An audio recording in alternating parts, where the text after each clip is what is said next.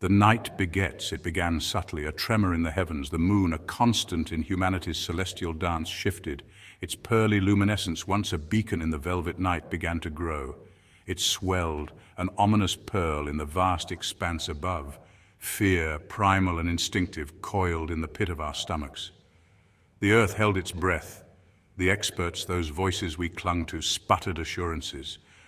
An anomaly, they said, a temporary blip in the cosmic ballet, but their words rang hollow against the chilling reality unfolding above.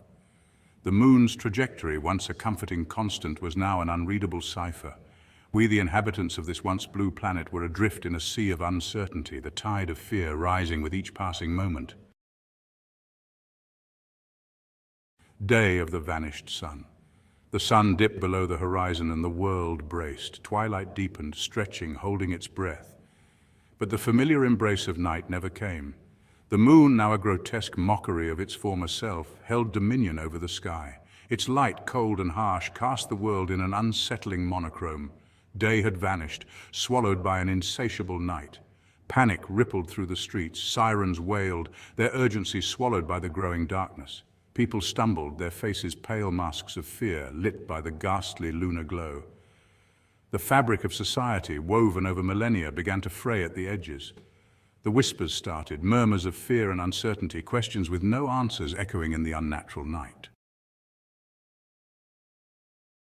Whispers in the dark. Days bled into nights, or rather what should have been nights. The moon, our constant captor, held the earth in its thrall.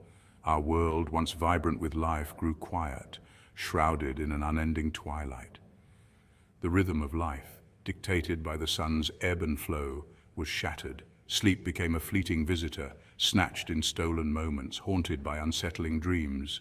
Fear, a corrosive acid, ate away at the edges of sanity.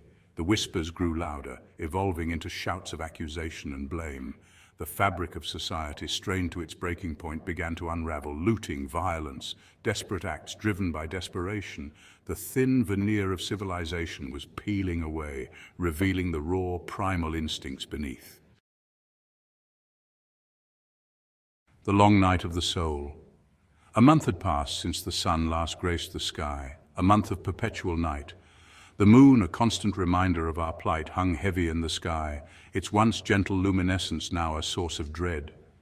We were a species adrift. Our world shrunk to the cold, harsh light of our celestial jailer. The human spirit, resilient though it may be, began to buckle under the weight of the unending darkness. Depression, once a whisper in the shadows, became a deafening roar. Suicide rates skyrocketed, a tragic testament to the despair that had gripped our souls. We were creatures of light, and the endless night was slowly extinguishing our will to live. Where the shadows dwell.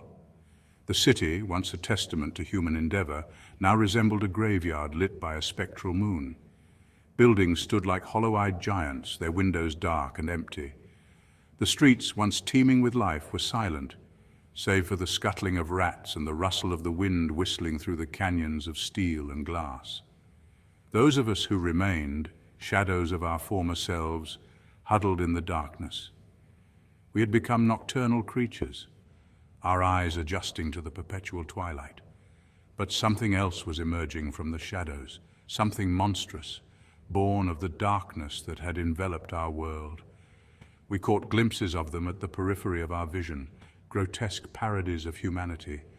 Their eyes, burning with an eerie luminescence, sent shivers down our spines. The endless night, it seemed, had birthed its own children, and they were hungry. Our world, once bathed in sunlight, was now their domain,